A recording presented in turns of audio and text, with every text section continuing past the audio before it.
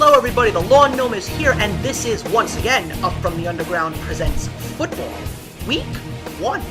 As we always do, I will go and introduce the panelists. To the far right of me is the man with the plan who knows everything about stats and technology, the notorious Mr. Beagle. Hello. And the one that is next to me on my right, who always manages to have a drink by his side, Captain Shenanigans. How are you today? Quite wonderful. Thank you very much. Okay, so of course, week 1 is upon us. It begins on Wednesday. So, what we're going to do today, before we go into our usual routine, which will include Get on the Boat, Get off the Goat by the notorious Mr. Beagle, Lessons Learned by Captain Shenanigans, and Hero and Bust by myself, we are going to discuss 3 news topics once again, ever so briefly, and we're going to begin with the cutscenes, if you will, that I like to call Ocho Epic Failo. Basically, you probably have all heard that the man, the myth, the legend, Chad Ochocinco, who actually went back to Chad Johnson, unfortunately decided to do something that, I don't know if anyone foreseen it or someone did not foresee it, but either way, Miami don't want him no more. And it's not just him, but a lot of famous faces that you know throughout the NFL throughout the years have actually been let go as well. So, gentlemen, the panel is now open. Your thoughts. We'll start with you, Mr. Beagle. My thoughts is that the players are getting older, and the gap between the talent pool, as far as the older players with experience and the young players with energy, is getting wider and wider. The older players with experience are not as energetic as they once were in the past. Like, Joe Montana played until he was 39. John Elway played until he was 39. Brett Favre played until he was 98. So, back then, they were able to keep him young. But for some reason, even though modern technology in medicine is going further, the older players just aren't keeping up. There's one player I can think of who's 38 years or older that is still able to hang with the big boys, and that's Tony Gonzalez, the tight end for the Falcons. He's the only one who's still putting up big numbers. I think last year he had 7 touchdowns, 875 yards, which for a tight end on a one tight end team is pretty good because they don't really use the tight end set all that much.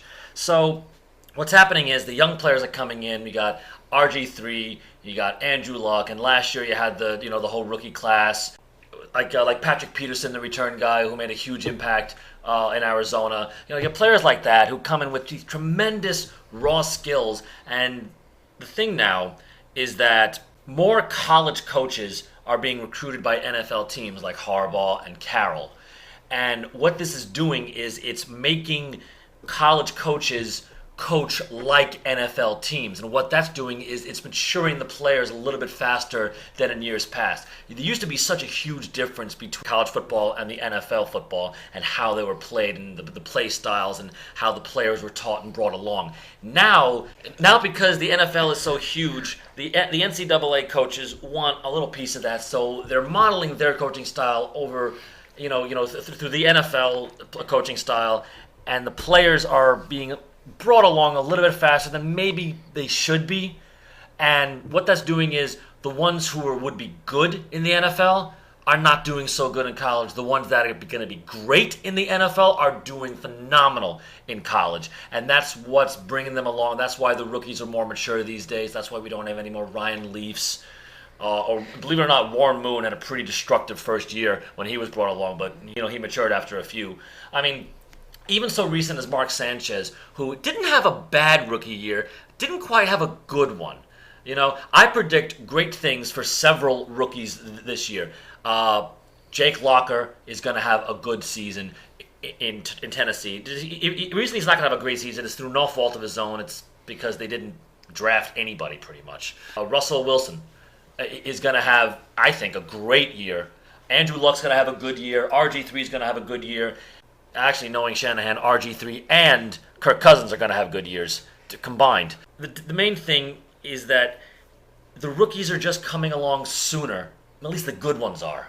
The mediocre ones, like the linebackers that were drafted in the 3rd and 4th round, the cornerbacks that were maybe drafted in the 6th round, like Kansas City drafted a bunch of defensive guys this year, but in later rounds, like 5 and 6 and 7, they're good, but they're not great. And because they weren't great in college, they were just good. They weren't given the same attention that the great players were given.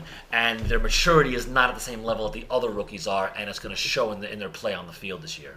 We're going to pause for station identification before we bring the conversation to Captain Shenanigans. Captain Shenanigans, where can we find this wonderful show that is Up From the Underground Presents Football? If you're already watching, and I think you already are if you're listening, we are on the station called Football Goulash. And don't forget to comment, like, and subscribe upon any of the topics that you are hearing. So, a question that I just wanted to throw out to you, Mr. Beagle, before I go to Captain Shenanigans. I could be completely wrong. Vince Young is not so old? How old is he? Because that was one of the few guys that really surprised me when it came to him getting cut by Buffalo. Well, okay, Vince Young is a unique case. Vince Young was cut for a couple of reasons. He's not that old, but okay, he came out firing on all cylinders as a rookie. He turned some heads, he wowed some people in Tennessee, and then he screwed it up by pulling a Ryan Leaf. I know I use the Ryan Leaf comparison often. It is my benchmark for meltdowns. It wasn't quite as bad as it was for Leaf in 96, 97, but it was bad enough. He had some off-field problems, he had some on-field problems, and the maturity wasn't there. He did get some maturity towards the end of his career in Tennessee, and then in Philadelphia, it didn't explode, but it came close. Thankfully, he had Andy Reid to kind of like lock it down. What a lot of people don't know was that there was a lot of locker room comings and goings in Philadelphia during last season, and it was mainly because of Vince Young and a little bit of Asamoah, but that's another story for another time. Okay. The reason I think, and this is just my opinion based on what I've seen on the field and what I heard about in the locker room, the reason Young got cut by Buffalo is because he didn't want to back up Fitzpatrick. He's better than Fitzpatrick. He's got a better arm, he's got a more accurate arm, and I think he makes better decisions because he makes them quicker.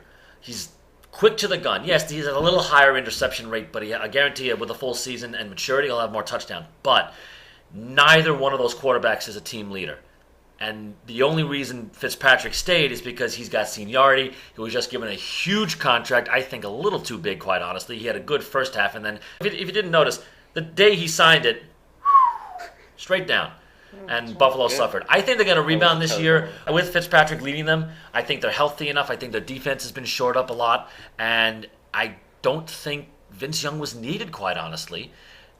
He was superfluous, and that's why they cut him, to trim cap space, to trim room for maybe an extra defensive player that they needed, maybe an extra offensive lineman that they needed to protect Fitzpatrick, because that's actually the weakest point is the offensive line, and he was superfluous on that team. He wasn't good enough, he wasn't mature enough, and they cut him.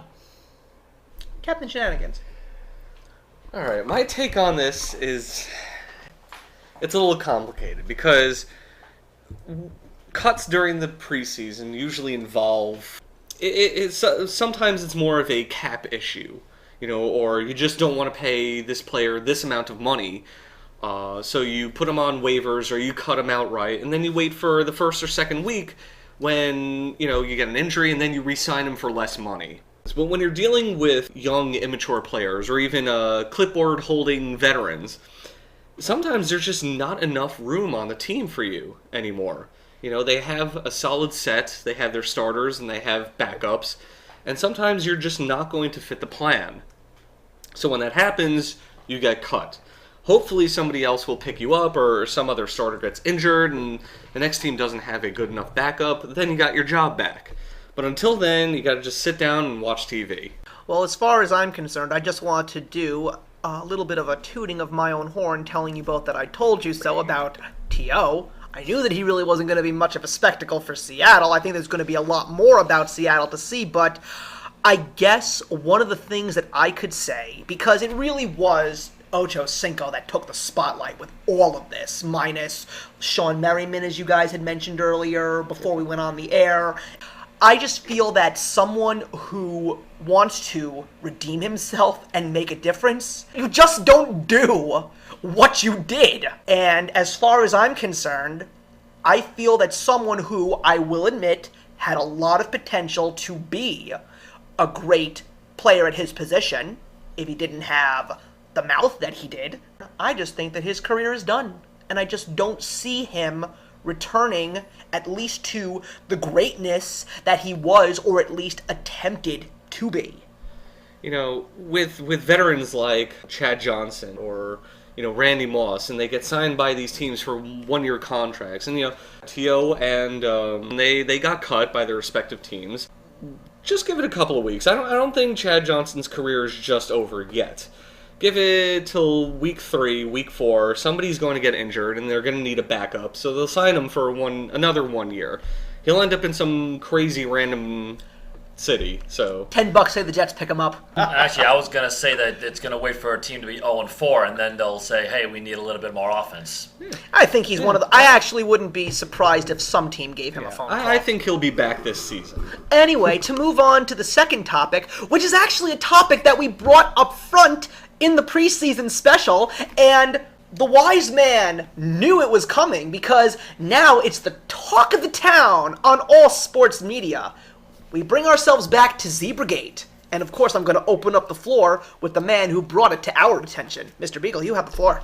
Well, this is going to be a pretty short segment because absolutely nothing has changed.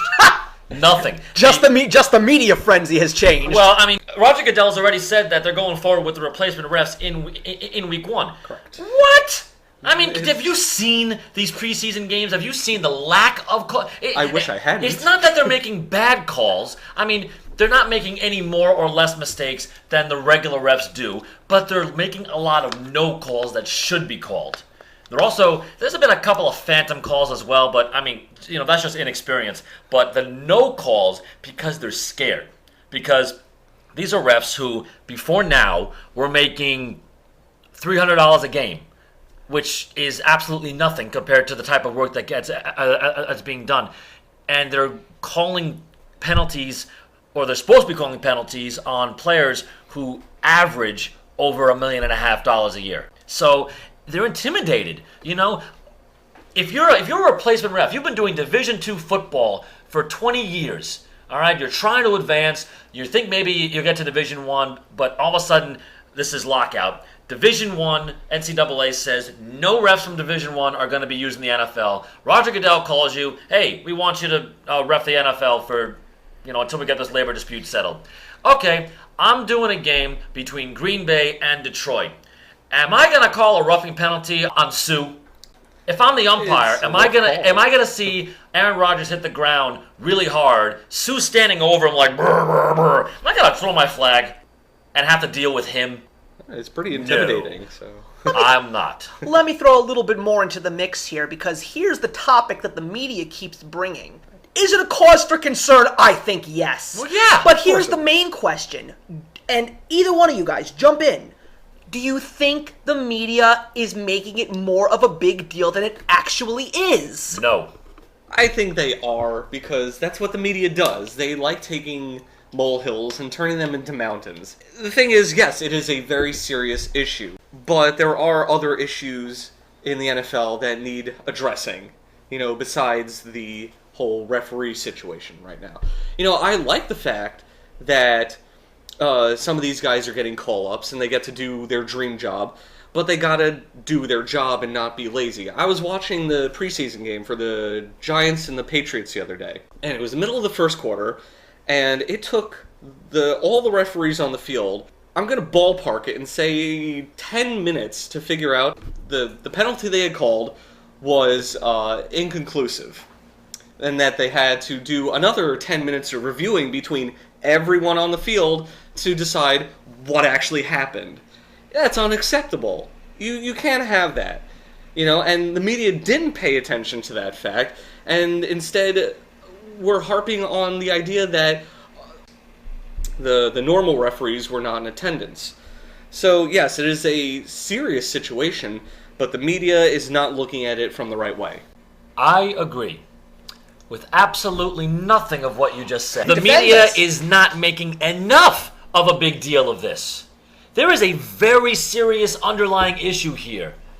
What has been enveloping the NFL for the last 12 months? Lawsuits from former players over concussions.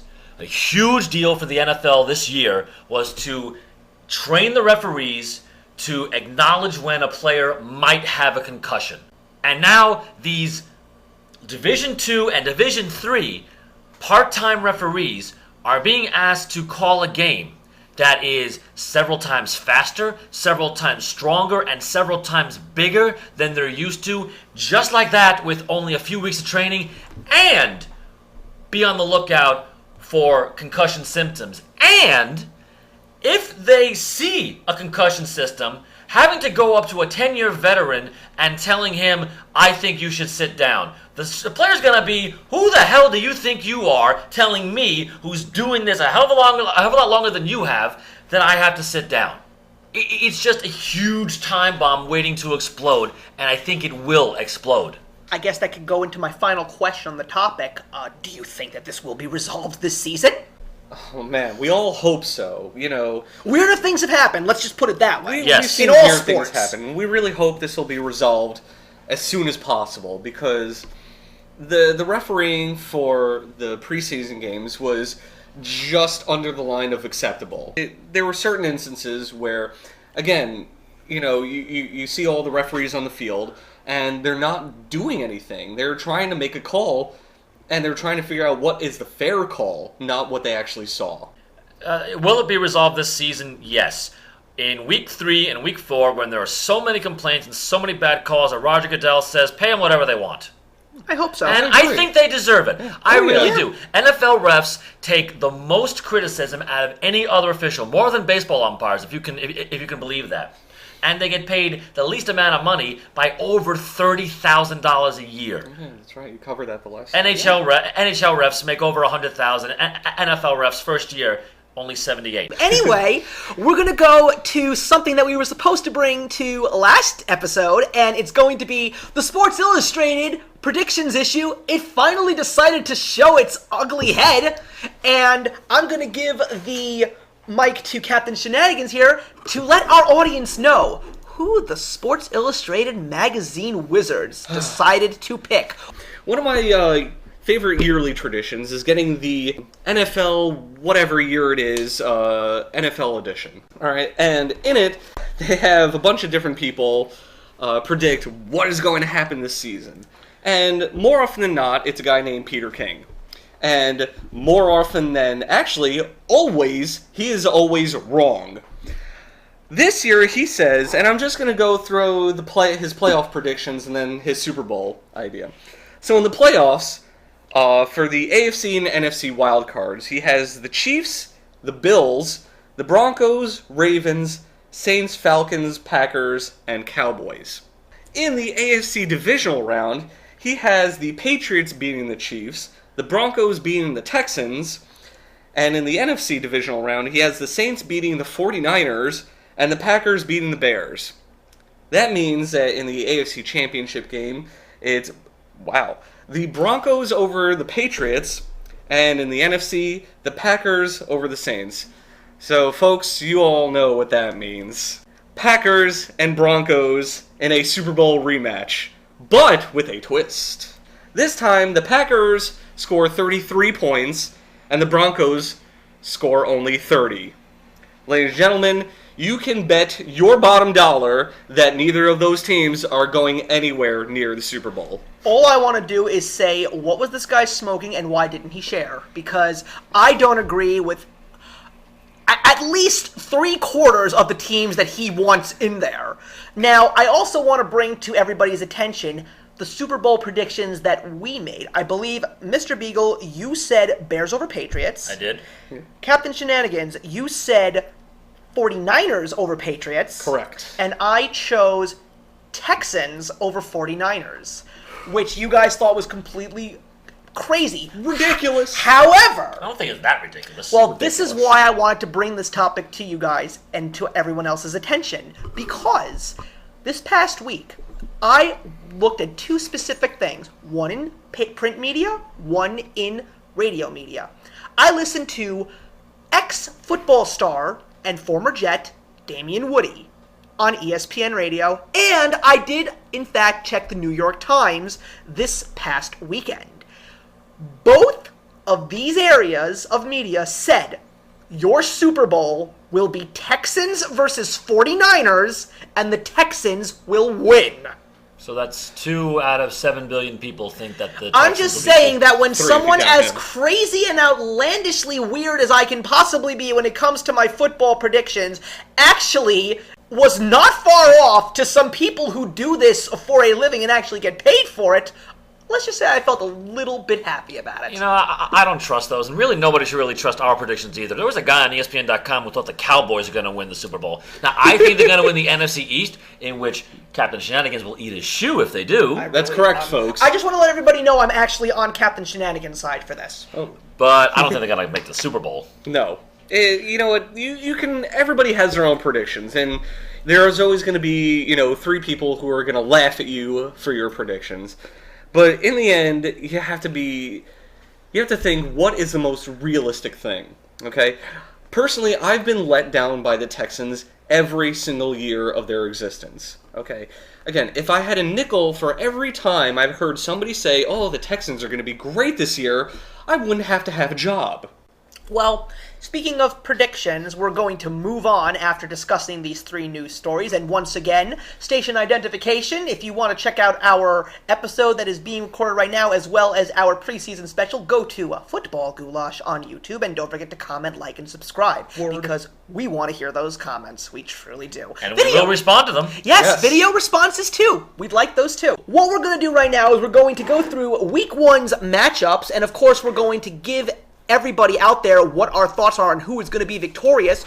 Each week we're actually going to be tallying up our scores, and we're going to see exactly who got the most victories in predictions. And as we go through, I'm going to get a belt just like Shannon Sharp. All right, there you go, man. If you want, dude, as the long as you come in championship on that day in a burgundy suit and a mustard yellow shirt. Dude, yes. Oh my God! Please I gotta borrow one of yours. You're man. fine. And anyway, as we're going through the games, you will hear one of us say ding. What does that ding mean? It means that we are going to be discussing our must-see 3 of the week, meaning the 3 games that are probably going to be the best games to watch and watch for the outcome. So, gentlemen, I'm going to go around everybody and go through each game one by one. Of course, we're going to start with the game starting on Wednesday, the first game of the season.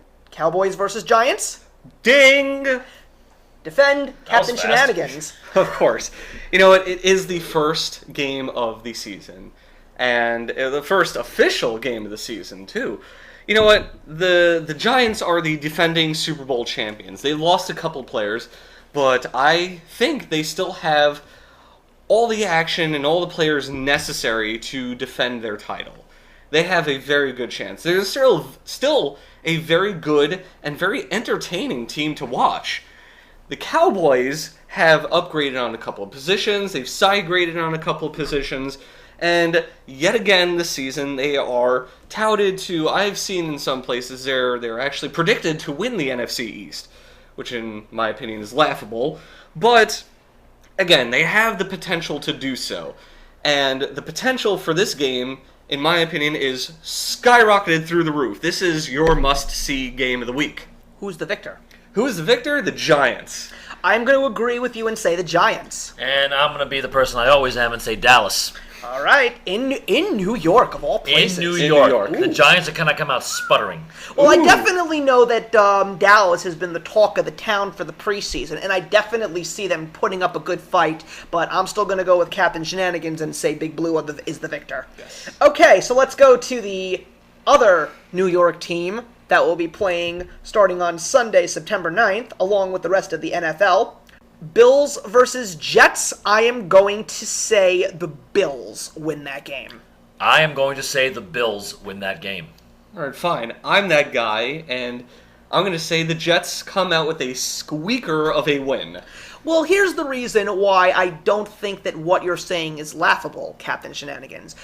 The only reason why is just because of the fact that, let's face it, the Jets had a horrendous preseason. Mind you, the Bills also went 0-4. That in is fact, also the entire true. AFC East went 0-4 except for the Patriots. So then maybe this was our toilet bowl of the week. I still think it's a different one, but Well, we'll as get far to as that. I'm concerned, I really think that that the Jets still have a lot more to prove than the Bills in this game. That's just the way that I'm seeing it. I mean, look, we didn't talk about this, but Wayne Hunter was thrown off the team. That's a nice little positive. Traded there. for a guy who's probably just as bad. Yeah, But we just don't know what the Jets are truly capable of. I think that the Bills are a little bit more predictable, and everybody's saying on the Jets that, oh, we're going to show you something special. Let's see what happens. That's why I'm just going to be an old sour Mr. Doom and Gloom here and pick the Bills. Okay. Indianapolis versus Chicago. I am going to say the Bears. The Bears to me. And the Bears. Eagles versus the Browns. I am going to say the Eagles. Eagles for me. Yep, let's triple it. It's the Eagles. Okay. Moving on to St. Louis versus Detroit. I am going to say Detroit. I'm going to say Detroit. I guess we're all in agreement. This is another triple sweep. Detroit. Okay. The next game is New England versus Tennessee. Ding. Really? Ooh. The reason why I'm choosing this game, and first of all, I am actually going to give the victory to New England, but here's why it is my game to watch.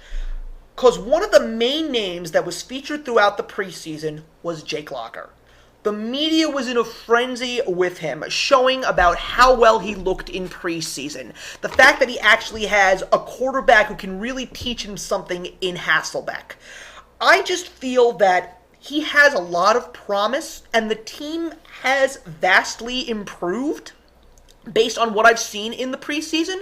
So I have a feeling that Tennessee will give a good fight, and I don't think that it's going to be a blowout game. I wouldn't be surprised if they only lost by a possession. I've got New England. Reluctantly, I'll say New England. Only because I think both teams at this point are overrated. So I think If Tennessee is overrated, they must be really bad. they are really bad. I think Jake Locker is going to shine in his NFL appearance, but I don't think Titans have the defense to win the game. Well, you want to know what really is kind of funny? Neither do the Patriots. A little bit more Swiss cheesy. Moving on. We're going to go to the Falcons against the Kansas City Chiefs. Ding! Ooh. This is going to be a great first week game. You're talking about a Kansas City team that's completely healthy and virtually unchanged from last year, except they actually got better on defense. The only real hole is their front three on defense, but they really don't have a pass rusher, but they have a great secondary and a very good linebacking core who's very fast laterally. They'll be able to stop a lot of... Atlanta may set loose Michael Turner. He'll average maybe 3 yards a carry, if that. So you have to put everything together now. You have this revamped Kansas City Chiefs team, which is healthy, got plenty of running back power, lots of good wideouts, a rejuvenated Matt Castle, in my opinion, from what I've seen so far, a good defense, and they're very well coached. And then you got the Falcons, who, in my opinion, are the most potent team in the NFC. Matt Ryan, Julio Jones, Tony Gonzalez, Michael Turner, Roddy White, Ian Snelling, and you got this great new kid, Jaquiz Rogers, as the third running back. If Snelling or Turner go down, this kid is going to run over everybody. He's very, very, very good. I see great things, and this is going to be a smash fest. Defense won't mean crap in this game, quite honestly. Both Falcons' defense is not as good as it once was, and I will admit the Falcons are a better team, but the game is in Kansas City. Arrowhead Stadium is notoriously one of the most difficult places for a road team to win. The only other place I can think of would be the Black Hole. Ugh. Then again, it's pretty hard for the Raiders to win in the Black Hole too. These days. Who gets the victory? I want to hear your thoughts before I give my prediction. Okay, well, I was going to say, without knowing that you were going to ding, so I apologize for that, but I am going to say Kansas City. Interesting. You know what? It is in Arrowhead, and both teams are very good. I have to say about this game is that if you like watching the air game, the West Coast offense, watch this game, because it is going to be extremely pass-happy. You're not going to be disappointed with that. And, that being said, I'm going to have to go with Kansas City on this one. Ryan is better than Castle. but Charles is better than Turner. Julio Jones is better than Dwayne Bowe. I'm sorry, Kansas City wins. So it's a triple. It's a triple win for Kansas City with us. We're literally getting the holy trifecta almost every single time. We gotta get some controversy. It's gonna be a good. You know what it's gonna be just like. It's just gonna be like the Seattle New Orleans game 2 years ago, the playoff game. Oh boy! All right. Well, either way, it's gonna go back and forth. I'm gonna throw a fly into the ointment. Jacksonville Jaguars versus Minnesota Vikings. I'm gonna say Jacksonville. Just because Maurice Jones-Drew said that he was coming back and he's gonna end his lockout, doesn't mean Jacksonville's gonna be any good. Something. Minnesota for me. It's gonna be a pukey game. Unless you're a Minnesota or Jacksonville fan, and there are probably very few of you out there. I'm gonna have to give this one to Minnesota because they suck less. Minnesota and Jacksonville fans, I'd love some comments. Okay, Saints versus Washington in the Superdome. I am going to go with the Saints. Saints for me. I can't be the monkey wrench in this one because the team is... The Washington Redskins are led by Mike Shanahan, while the Saints are Sean Payton-less. Despite that, Drew Brees is a complete monster on the field, and he's going to roll all over the Redskins defense. Sorry, RG3.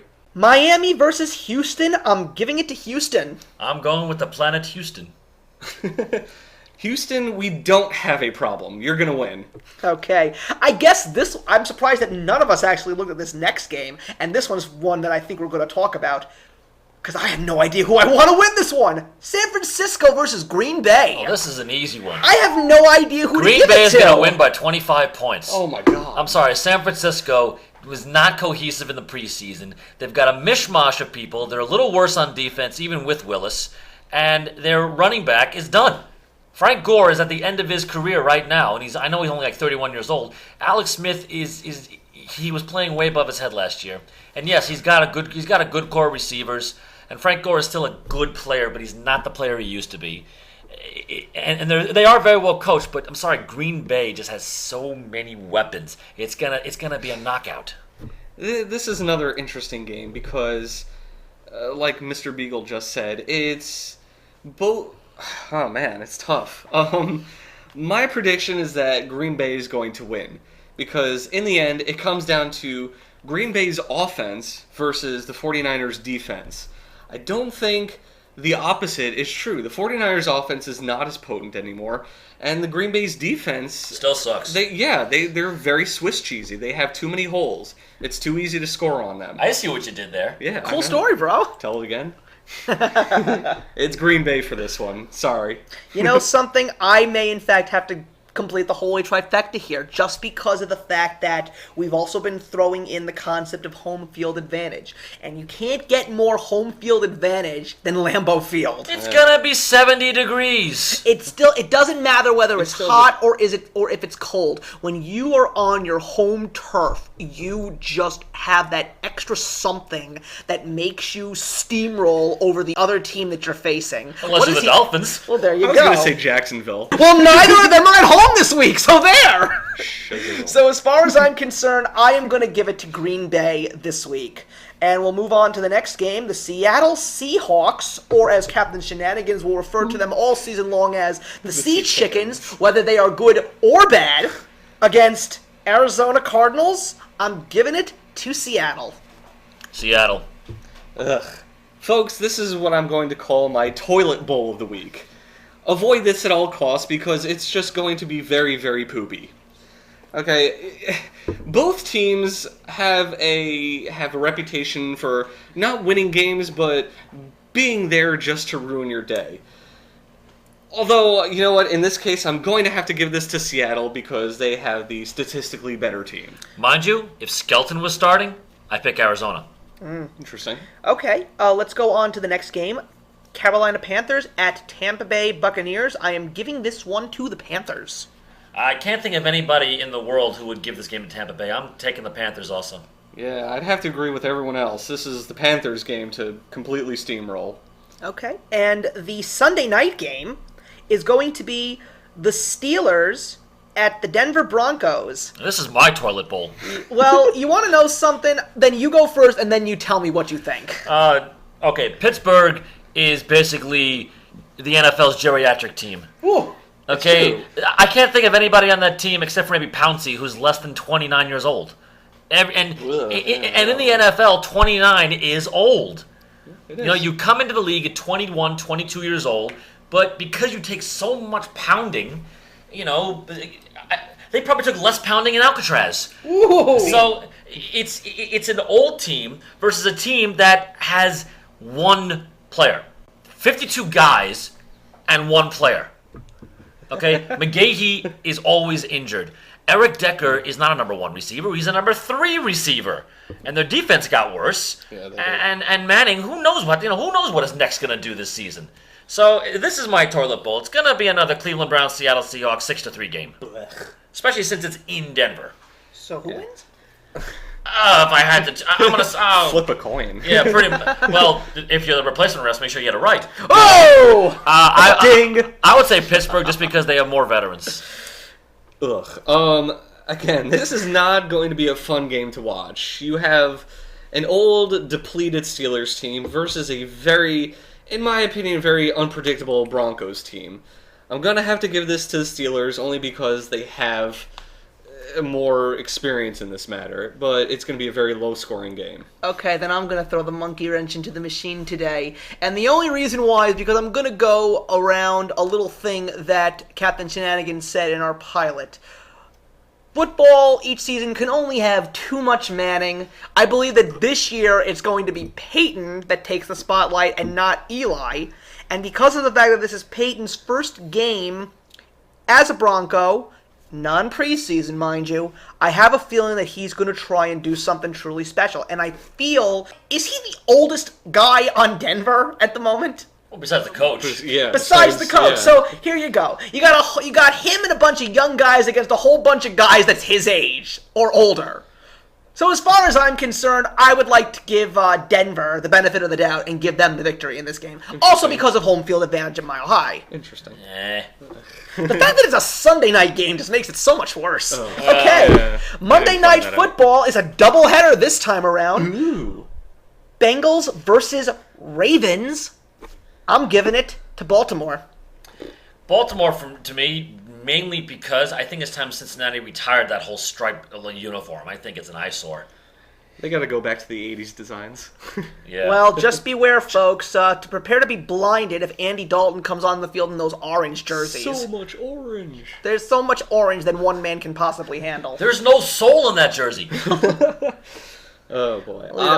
I'm giving that, in an AFC North smackdown, it's going to be the Ravens because their defense is superior. That's a triple. Okay, and then we're going to go to the final game, which is probably the game that I'm definitely not going to be watching because it's at 10:15 my time. So it's San Diego versus Oakland at the Black Hole of all places. I am a little bit torn on this one, but I'm going to give it to San Diego. You have no loyalties. When game starts at 10 o'clock, you stay up and watch it. Damn Dude, right. not if you have to get to work tomorrow. I have to get to work at 6 a.m. and I'm still going to watch it. I don't. Well, then you're going to be the one that watches and gives us the rundown. Hooray. Well, fine, because I'm going to tell you who's going to win, and it's going to be Oakland. Yeah, I'm actually... Oakland is a revamped team this year. They probably won't win the West, but they're going to be the new team that spoils everybody's day.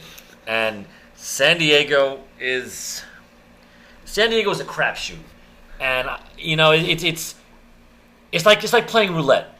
You're either gonna hit red or you're gonna hit black. One or the other. If you hit red, San Diego's win. If you hit black, San Diego loses. If you hit the 00 green, then the plane's gonna crash. Oh boy. So Oakland is my pick for that game. Okay. My pick for this week is, we're going to go for the upset here. The San Diego Chargers are the favorite team to win in this game, but Oakland is going to pull one out of left field, or the end zone, rather, and they're going to win this one. Actually, they could pull one out of left field. Don't they? Yeah, don't right. they play in the baseball stadium? Yeah, Literally, they will pull it all out of left field. Actually, and win it was a football stadium before it was a baseball stadium. Oh, it's just kind of funny that you mentioned that. It actually makes sense. Yeah. All right, go me. Ladies and gentlemen, that wraps up our predictions of this year's football season, week 1. Get on the boat or get off the goat. The boat, for right now, is the NFL schedule. Huh. Every single week, except for the last 2, there's a Thursday night, except for the first, actually, because of the stupid debate. There is a game on Thursday night, and I think that's brilliant.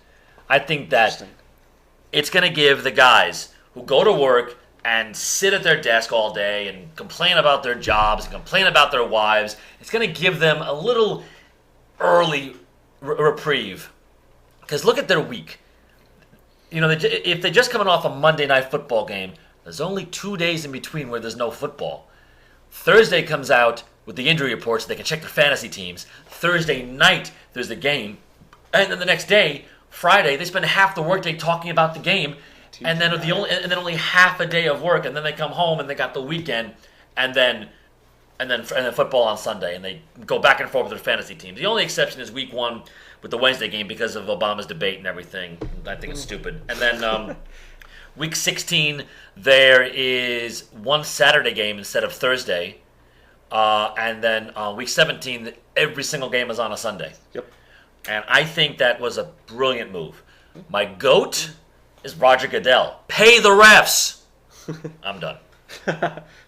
All right, so this is going to be a very brief lessons learned, because, again, all right, first lesson learned is preseason rankings and preseason tallies don't mean anything. It's not how many games you've won, it's the players that played them. So instead of paying attention to 0-4, or 2-2, or 3-1, or even the elusive 4-0, pay attention to your backups and your third stringers, because Lord knows they're gonna be playing by the middle of the season probably. The other one is, just because you're a veteran doesn't mean your job is safe. Again, we've discussed this earlier in the show, so I don't have too much to say on it, but just because you have experience on your side doesn't mean the team is going to want your expertise. That's all. So be thankful you have a job. Well, then, you know something? I'm going to have to throw in my hero and bust this week anyway. I'm going to give it to Peyton Manning as my hero, just because of the fact that this is the first time in a long time since he's actually been on the field and did, in fact, throw a football. And as far as I'm concerned, I think that he looks great, and I think that he's going to have a very, very successful season. He's not going to hold up all 16 games, I'm telling you right now. Well, you know, something Middle we'll of just the have to season, see. Brady Quinn's coming in. Don't know about that. Yeah. And as far as my bust is concerned, I'm just going to have to give it to Roger Goodell. Just because of the fact that he doesn't know what the hell he's doing in regards to this whole situation with the refs, because it's plain and simple. This is going to be a very hard to swallow season, if you will, if they're just going to keep doing what they're doing right now. So, ladies and gentlemen, that wraps up week 1. Don't forget to check out our channel, Football Goulash, for all the other craziness that this show is all about. And we're going to see you guys back in week 2. So at this point in time, don't forget to comment, like, and subscribe. And the question that I'm going to want to leave with you guys before we go is, what do you think is going to be the state of Cam Newton this year? Do you think he's going to be better, or do you think he's going to be worse? He's going to very quickly turn into an elite quarterback. So, for my wonderful panel, the notorious Mr. Beagle and Captain Shenanigans, I am the Lawn Gnome reminding you that actions speak louder than words. Aren't you thinking of Kirk Cameron? No, shut up.